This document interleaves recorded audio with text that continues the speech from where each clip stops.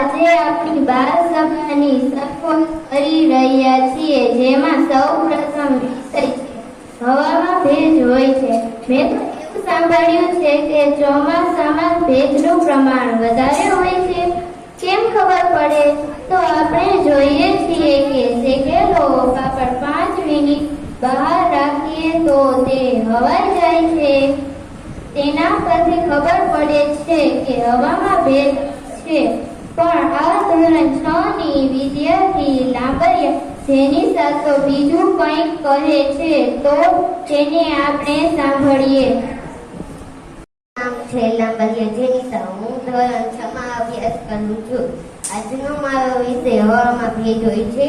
આપણે સૌ જાણીએ છીએ કે પાણી ગરમ કરીએ તો તેનું વરાળમાં રૂપાંતર થાય ને વરાળને ઠંડી કરીએ તો તેનું પાણીમાં રૂપાંતર થાય. આપણે 2 ગ્લાસમાં પાણી ભરીએ, એકમાં સાદું પાણી અને બીજામાં ઠંડુ પાણી. જે 1 ગ્લાસમાં સાદું પાણી છે તે ગ્લાસનું તાપમાન લગભગ વાતાવરણના તાપમાન જેટલું છે, જ્યારે બીજા ગ્લાસમાં ઠંડુ પાણી ભર્યું છે. તેથી ઉષ્માવહનના નિયમ મુજબ તે ગ્લાસનું તાપમાન વાતાવરણના તાપમાનથી વધુ ઠંડુ છે.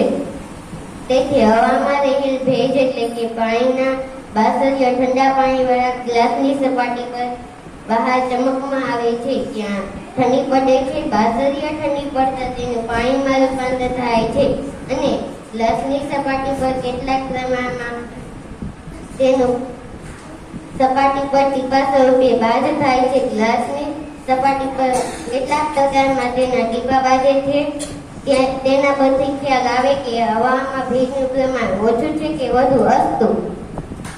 ગરમી કે વરસાદમાં આપણા શરીરનું ગરમીનું પ્રમાણ જળવાઈ રહે છે, પરંતુ ખૂબ ઠંડી લાગે છે ત્યારે આપણે થરથર ધ્રુજીએ છીએ. તો ચાલો જાણીએ કે આ ધ્રુજારી પાછળનું વૈજ્ઞાનિક કારણ શું છે. તે જણાવશે ધોરણ 7 ની વિદ્યાર્થીની કળત્રા વંશી. તમે ઠંડી વિશે કઈ ઠંડીમાં શરીર ધ્રુજે છે કે ઠંડી ગરમી કે વરસાદમાં આપણા શરીરનું ગરમીનું પ્રમાણ જળવાઈ રહે છે, આમ શરીરની ધ્રુજારી આપણે થર ધ્રુજીએ છીએ. તો ચાલો જાણીએ કે આ ધ્રુજારી પાછળનું વૈજ્ઞાનિક કારણ શું છે. ઠંડી હવામાં જ્યારે શરીર ઠંડુ પડી જાય છે તે જ વખતે અંદરનું લોહી પણ ઠંડુ પડે છે. આ ફેરફારની ખબર મગજને તરત જ પહોંચે છે. તેથી મગજ શરીરના સ્નાયુઓને હલનચલન કરાવે છે. શરીરના સ્નાયુઓ હલનચલનથી ગરમીમાં ઉત્પન્ન થાય છે અને તેનું પ્રમાણ જળવાઈ રહે છે. આમ શરીરની ધ્રુજારી સામેના બચાવ માટેની એક સાંસ્કૃતિક પ્રક્રિયા માત્ર છે. જો થોડી કસરત કરવામાં આવે તો શરીરમાં ગરમી આવી જાય છે અને તેનું પ્રમાણ જળવાઈ રહે છે અને શરીરની ધ્રુજારી અટકી જાય છે. બાળકોને ગમે અને બાળકોની મજા આવે તેવી બાલસભા. તો આ બાલસભામાં નાનપણની યાદ આવી જ જોઈએ. તો આ બાલસભાની રોનક વધારવા બાલગીત લઈને આવી રહ્યા છે ધોરણ 8 ના વિદ્યાર્થી ચાપડા આયુષ, ભરત, પ્રકાશ.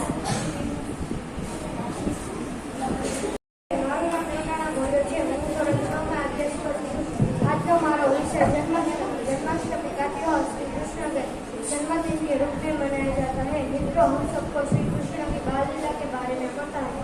श्री कृष्ण ने अपने मामा कंस को मौत दे दी। श्री कृष्ण के व्यक्तित्व में ऐसे गुण थे जिसके कारण के महान बने। उन्होंने गरीब पुत्र सुदामा से मित्रता निभाई। द्रोणाचार्य शिशुपाल का पांडु पुत्र युधिष्ठिर के राज्य आने वाले खुशियों की और झूठी तकलीफ है। महाभारत में अपने आने वाले स्वर्णों को देखकर अर्जुन को आत्मा की अमरता का संदेश दिया, जो हिंदुओं का धार्मिक ग्रंथ भगवद गीता बना। यही ग्रंथ आज दार्शनिक परंपरा की आधारशिला है।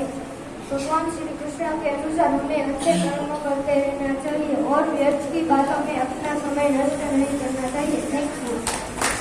મારું નામ છે મોંધવાયા સિંહ. હું ધોરણ 7 માં ભણું છું. આજે હું તમને સૂર્યપ્રકાશ વડે કહીશ. સૂર્યમાંના બીજા ચંદ્રની સરખામણીએ આપણો ચંદ્ર ખગોળ નિષ્ણાતો માને છે કે 4.5 વર્ષ અગાઉ પૃથ્વીનો ગોળ રચાય અને હજી 5 કરોડ વર્ષ થયેલા. એવામાં કોઈ રખડું અવકાશ ગોળો તેની ટક્કરમાં આવ્યો. કદમાં મંગળ જેવડો હતો.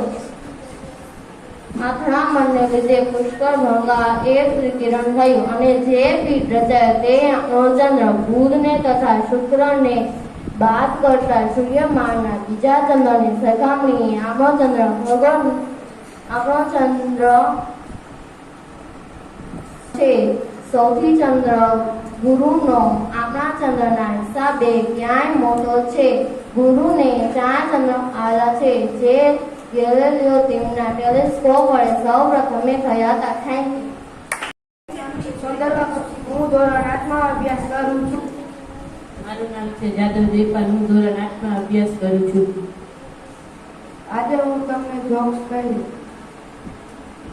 ઓનલાઈન લોકડાઉન પૂરું થાય ને છોકરાને સ્કૂલે મૂકવા જાય ત્યારે તમે કહો, મેડમ હું આ છોકરાનો પપ્પા છું, અને મેડમ કહે, હા હું ઓળખું છું. ઓનલાઈન ક્લાસ વખતે મેં તમને પાછળ ફોટા કરતા જોયેલા. એકવાર એક ટીચરે એક છોકરાને પ્રશ્ન પૂછ્યો થાય જ્યારે માફી માંગે તેને શું કહેવાય? સમજદાર વિદ્યાર્થી. ખૂબ સરસ. ને ભૂલ ન થાય તો પણ માફી માંગે તેને શું કહેવાય? પતિ. કોન્સ્ટેબલ સાહેબ, અમે એક દારૂ ભરેલો ટ્રક પકડ્યો છે. પીએસઆઈ ખૂબ સરસ. હવે એક ટ્રક સોડા અને એક ટ્રક જવાનું પકડો અને સીધા આપણી વાડીએ આવી જાઓ. એકવાર એક છોકરો એક છોકરીને ગાડીમાં બેસાડીને ફરવા લઈ જઈ રહ્યો હતો.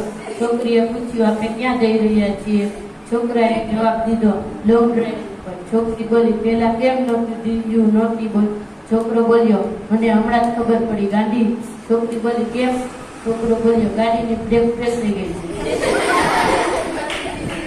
જ્યારે તમે રોવો છો ત્યારે કોઈ નથી જોતું. જ્યારે તમે ચિંતિત હો છો ત્યારે કોઈ નથી જોતું. જ્યારે તમે મુશ્કેલીમાં હો છો તો પણ કોઈ નથી જોતું. તું પણ એક દિવસ તમે કોઈ છોકરીને લઈને બહાર ફરવા જાઓ, એની માને એ દિવસે આખું ખાનદાન જોઈ લેશે. મારું નામ વર્મા તુલસી છે. હું ધોરણ 6માં અભ્યાસ કરું છું. આજનો મારો વિષય ગણેશ ચતુર્થી. એવું કહેવાય છે કે ગણેશ ઉત્સવની શરૂઆત મહારાષ્ટ્રમાં લોકમાન્ય બાલ ગંગાધર તિલક દ્વારા 1893માં કરવામાં આવે છે. ગણેશ ચતુર્થી વિક્રમ સંવત ભાદરવા સુદ 14ના રોજ મનાવવામાં આવે છે. જ્ઞાન અને શક્તિના દેવતા ગણેશજી માણસના શરીરમાં 7 ચક્રમાં પહેલો ચક્ર મૂળાધારના દેવતા છે. કુંડલીનું જાગરણ ગણપતિના આરાધનાથી જ શક્ય બન્યું છે. કહેવાય છે કે જ્યાં બુદ્ધિ અને વિવેક હોય ત્યાં મંગળ થતું જ નથી. ગણેશ બુદ્ધિ અને જ્ઞાનના દેવતા છે. એટલે જ્યાં મંગળની કામના હોય ત્યાં ગણેશજીને આમંત્રણ આપવામાં આવે છે. કથા અનુસાર વેદવ્યાસના કહેવાથી ગણેશજી જે દિવસે મહાભારત લખવાની શરૂ કરી તે દિવસે શુક્લ પક્ષની ચતુર્થીનો દિવસ હતો. જે દિવસે મહાભારત પૂર્ણ થઈ તે દિવસે ચતુર્દશીનો દિવસ હતો. સલગ 10 દિવસ સુધી કોઈ પણ હલનચલન કર્યા વગર ગણેશજીએ મહાભારત પૂર્ણ કરી. તેથી તેના શરીર પર ધૂળ જામી ગઈ. તેથી ગણેશજીએ સરસ્વતી નદીમાં સ્નાન કર્યું. ત્યારથી ગણેશજીને 10 દિવસથી બેસાડવામાં આવે છે અને 11મા દિવસે ગણેશ ઉત્સવ પછી અનંત ચતુર્દશી ના દિવસે વિસર્જન કરવામાં આવે છે. થઈ ગયો હતો, પણ ત્યાં તો આકાશમાં કાળા કાળા ડિબાંગ વાદળા જોવા મળે છે. સૂર્યનો તો અતો પતો નથી અને વીજળીના ગડગડાટ સંભળાવવા લાગે છે અને પવનથી ધૂળની ડમરીઓ ઉડી રહી છે અને સિઝનનો પહેલો વહેલો વરસાદ વરસવા લાગ્યો છે. પણ મોર બની થનગાટ કરે, મન મોર બની થનગાટ કરે, આવો જ બાળક રૂપી મોર છે. પણ તેને તેના મમ્મી વરસાદમાં બહાર જવા નથી દેતા. શા માટે? તેનું કારણ રૂપી વાર્તા લઈને આવી રહ્યા છે ધોરણ 7ના વિદ્યાર્થી મુંદવા લેનિશ. હું ધોરણ 7માં અભ્યાસ કરું છું. આજનો મારો વિષય વરસાદ આવ્યો. એ રીતે આપણે જે બસ ગચુભાઈ તો વિષયને ઘરમાં જ પૂરાઈ રહ્યા અને બારીમાંથી વરસાદને જોતા જોતા સાંજે પપ્પાને ઘેર આવવાની રાહ જોઈ રહ્યા. વરસાદ રહી ગયો તો ગતુએ મમ્મીને ફરી બહાર જવા દેવા કહ્યું. મમ્મીએ તેને કાદવ કિચડમાં લપસી પડાય એમ કહીને અટકાવી લીધો. પછી તો ગતુભાઈ ઘરમાં જ પૂરે રહ્યા.